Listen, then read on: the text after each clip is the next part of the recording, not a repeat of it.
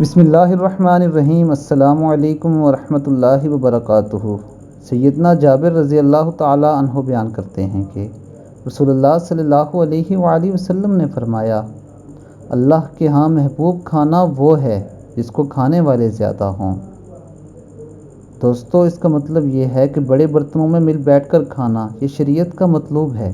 اس سے جہاں آپس میں الفت بڑھتی ہے وہاں اللہ کی محبت بھی حاصل ہوتی ہے۔ اور اس کے ساتھ ساتھ دوستو، جب مل بیٹھ کر کھانا کھایا جاتا ہے تو اللہ تعالیٰ اس کھانے میں برکت ڈال دیتے ہیں۔ دوستو، یہ بات آپ نے بھی اکثر دیکھی ہوگی کہ کھانا بے شک مقدار میں کم ہی ہو، جب لوگ مل کر کھانا شروع کرتے ہیں بسم اللہ پڑھ کر، تو اللہ تعالیٰ اس کھانے میں اتنی برکت ڈال دیتا ہے کہ وہ سارے لوگ پیٹ بھر کر کھا لیتے ہیں۔ یہی وجہ ہے کہ اسی لیے اللہ تعالیٰ کو ایسا کھانا زیادہ محبوب ہے جسے کھانے والے زیادہ ہوں۔